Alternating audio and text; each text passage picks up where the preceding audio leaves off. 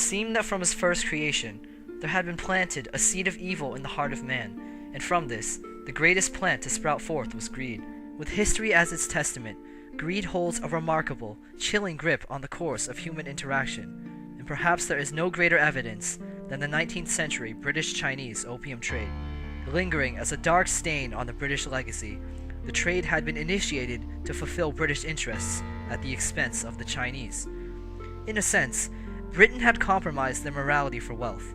While they acted within their cultural parameters, their actions challenged the moral principles and traditions of the Chinese. During the 1760s, British demand for Chinese tea was high, and by 1785, Britain was importing 15 million pounds of tea per year from China. However, huge deficits sprung up on the British side.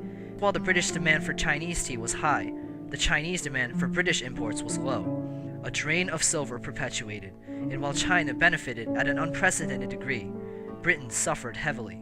In search of some way to turn the trade in their favor, Britain sent an expedition to China under Lord Macartney in 1792. The expedition failed to impress the court, and after Macartney refused to kowtow to Emperor Qianlong, all British requests were swiftly denied. Emperor Qianlong made it perfectly clear that China had no interest in relations with Britain and with the outside world in general. Britain devised a new approach they hoped would reverse the one-sided trade. They saw opium, a dangerous, habit-forming drug, as a potential trade item that the Chinese would buy. Because prohibition laws in China were neither enforced nor articulated, introducing the product would be simple. Even if some confrontation were to arise, Britain seemed sure it could tame the declining Oriental giant. British merchants grew and refined opium on British territory in central India. The opium was carried aboard privately owned ships to Canton. There, professional smugglers were hired by the British East India Company, who maintained a monopoly of the trade. Through an underground system of bribery, opium safely made its way into Chinese hands. For the British, everything was going according to plan. The trade grew rapidly, taking the form of a legitimate and highly lucrative enterprise. For the Chinese, the effect of opium was extremely damaging. Most Chinese men were users and had a life expectancy of about 20 years from their first smoke. Most addicts would be dead by age 50. Upwards of 3 million and growing Chinese, concentrated in the male working population, were regular users. But opium addiction not only plagued the users, but ruined the lives of everyone around them. When a man became addicted, his entire family would suffer. Men would use a great portion of their wages to buy opium, and for the average laborer who made very little, paying for an addiction was costly, and as a result, many families plummeted into extreme poverty. Opium use diffused beyond the lower classes, to officers, soldiers, and officials. Bureaucrats accepted bribes and used their influence to help further the trade. Soldiers became addicted and smoked so often they were unable to fight. Opium became the seed of corruption in a society whose very roots were entwined with morality. While the British defended the trade, the Chinese attacked it as the ultimate crime against humanity. From the Chinese side, and with the sense of not self-righteousness, but sense of moral indignation, and how could a powerful modern nation resort to this kind of method in order to address the balance of payment issue. China exported silver to pay for British opium. In fact, British imports increased to the point that China became the world's leading exporter of silver. By 1836, China's silver was so drained that its economy fell into ruin. With the help of opium, Britain had turned the tables.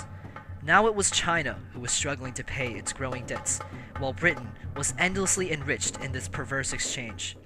It was wealth that perpetuated this vicious cycle. It was wealth that watered the poppy flower that would one day become opium, ready for sale and consumption for one of the 3 million addicts in China. After the confrontation, Lord Palmerston, British Minister of Foreign Trade, would attest to these motives in an 1848 speech to Parliament. We have not eternal allies, and we have not perpetual enemies. Our interests are eternal and perpetual, and those interests it is our duty to follow. With Palmerston's words, that Britain acted purely on the basis of wealth is almost unquestionable. If eternal and perpetual interests are the only force that drives a nation, no bounds exist to fetter what ends they will go to follow them. However, Material motives were not the only cause of the ensuing conflict. When the British reached the shores of China, they encountered something they had never encountered before, an extremely different culture that refused assimilation and compromise. Most notable was a sentiment known as the Middle Kingdom Syndrome, where China imposed isolation upon itself, and as a result, remained largely ignorant to the outside world. They were unaware of the changes in power and ideas taking place outside their kingdom.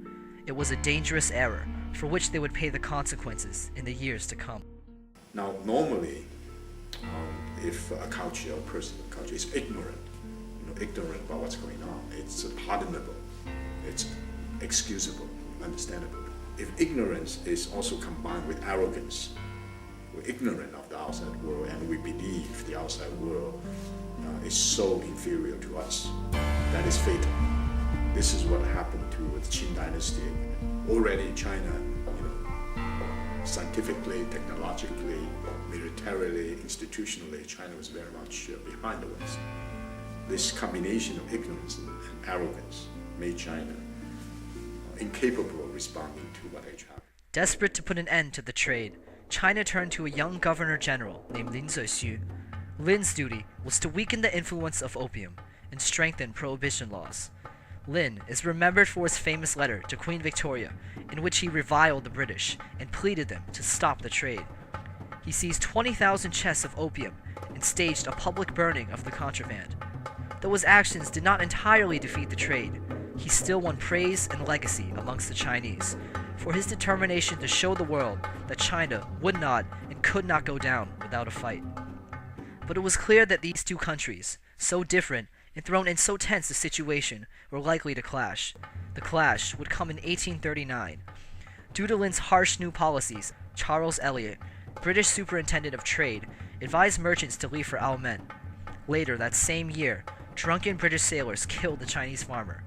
Elliot refused to hand over the culprits, which triggered Lin to pressure Portuguese authorities into driving out the British. Shortly after, the first battle of the Opium War was fought, and Britain's superior vessels demolished 3 Chinese war junks. War was declared, and Britain soon sent an expedition to engage the Chinese. British modern tactics and technology easily crushed the Chinese forces, and in roughly 2 years, Britain succeeded in subduing the nation that for so long had refused to be conquered. The compromise that followed was the first of the so-called unequal treaties. Britain reaped endless privileges, while China was left with nothing to rebuild itself. On August 29, 1842, the Treaty of Nanking ended the war and had several provisions. First, China owed Britain an indemnity of $21 million to pay for the war and opium. 5 Chinese ports would be open to foreign trade. Hong Kong would be ceded to Britain, and China was to recognize the equality between the two nations. The outcome of the war dictated the paths Britain and China would later follow. Britain held great momentum after its victory. Now with Chinese territory under its influence, Britain held the most extensive colonial reach spanning the globe. It had not only maintained the status quo, but had elevated itself to a position where no nation would come even close to challenging its power for years. China's fate was much more tragic. After the defeat, China would spend years trying to return to its former prestige. A series of self-strengthening movements were issued by a fragile and dying court, but all failed. The country was torn apart by foreign powers and replaced by Japan as the dominant power in East Asia. It would take over a century of humiliation, agony, and sacrifice before China even came close to regaining its power. The confrontation over opium represented a much larger conflict between 2 very different cultures. For the Chinese, it was moral force that drove them. However, it was also their ignorant sentiments that led them to decline and defeat. For the British, it was the pursuit of markets and material gain that led them to initiate the opium trade, to destroy the lives of millions without conscience. The sheer incompatibility of these ideas, of money and morality, culminated in this dark page in history.